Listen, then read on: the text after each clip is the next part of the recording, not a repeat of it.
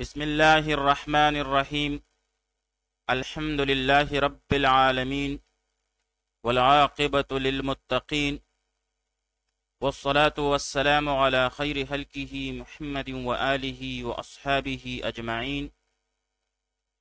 آج زاد الطالبین میں ہمارا 78واں سبق ہے، جس میں ہم حدیث نمبر 71 کا ترجمہ، لغوی و صرفی تحقیق، تشریح اور ترکیب کے بارے میں پڑھیں گے۔ حدیث نمبر 71 ہے، مثل الذی یذکر ربہ والذی لا یذکر مثل الحی والمیت۔ مثل الذی یذکر ربہ والذی لا یذکر مثل الحی والمیت۔ مثل الذی یذکر، مثال اس کی جو یاد کرتا ہے، ربہ، اپنے رب کو، والذی، اور مثال اس کی جو لا یذکر، یاد نہیں کرتا، مثل الحی والمیت، مثال ہے زندہ اور مردہ کی۔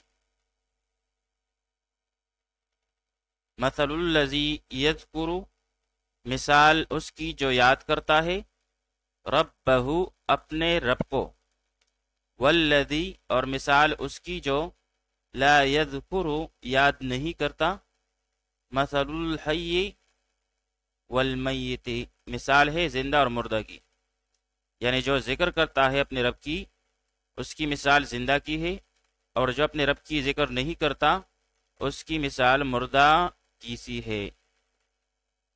اب یہاں پر الحی بمعنی زندہ، زندہ دل، باقی، فعال اور متحرک، تازہ، محلہ۔ پھر جمع اس کی احیاء آتی ہے۔ المیت بمعنی مردہ، بے حس و بے عقل، اور جمع اس کی اموات اور موتا آتی ہیں۔ پھر باب نصر ینصر سے مات یموت موتا بمعنی مرنا۔ آئیے اب اس حدیث شریف کی تشریح پڑھ لیتے ہیں۔ علماء کرام اس حدیث شریف کا مطلب یہ بیان فرماتے ہیں کہ اس حدیث میں دل کی کیفیت کا بیان ہے کہ ذکر کرنے والے کا قلب زندہ ہے، اور ذکر سے غفلت کرنا قلب کی موت ہے۔ جس طرح زندہ آدمی اپنی زندگی سے بہرور ہوتا ہے، تو اسی طرح ذکر کرنے والا اپنے عمل سے بہرور ہوتا ہے۔ صوفیاء کرام اس حدیث کا مطلب اس طرح بیان فرماتے ہیں کہ اللہ تعالیٰ کا کثرت سے ذکر کرنے والے مرتے نہیں، اس دنیا سے جانے کے بعد بھی وہ زندوں کے ہی حکم میں ہوتے ہیں، جیسا کہ شہیدوں کے بارے میں قرآن مجید کا فیصلہ ہے، بل احیاء عند ربہم، کہ وہ زندہ ہیں اپنے رب کے ہاں۔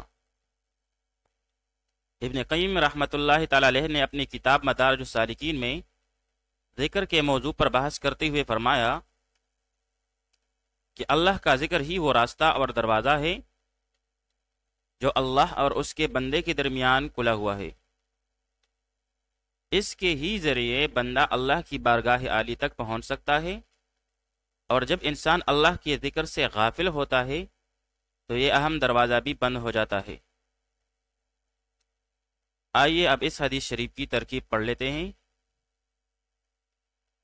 مثل الذی، مثل مرفوع بضم لفظ مضاف، الذی اسم موصول، یذکر فعل، اور اس میں ہوا ضمیر مستتر جائز الاستتار اس کا فاعل، ربہ مضاف مضاف الیہ مل کر مفعول بہ ہوا، پھر فعل اپنے فاعل اور مفعول بہ سے مل کر جملہ فعلیہ خبریہ ہو کر صلہ ہوا ما قبل الذی اسم موصول کے لیے، پھر موصول صلہ مل کر یہ معطوف علیہ ہوا کیونکہ اس کے بعد وہ عاطفہ ہے. الذی اسم موصول، لا یذکر فعل نفی، اور اس میں ہوا ضمیر مستتر جائز الاستتار اس کا فاعل. پھر فعل اپنے فاعل سے مل کر جملہ فعلیہ خبریہ ہو کر ما قبل الذی اسم موصول کے لیے صلہ ہوا.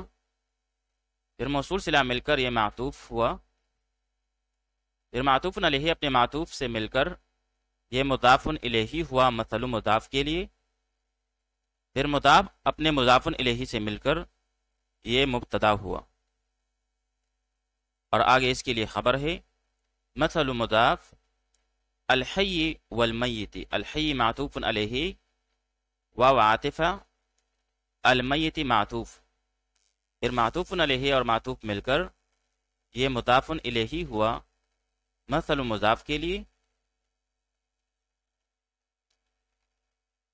پھر مضاف الیہ مل کر یہ خبر ہوئی مبتدا کے لیے. پھر مبتدا اپنی خبر سے مل کر جملہ اسمیہ خبریہ ہوا.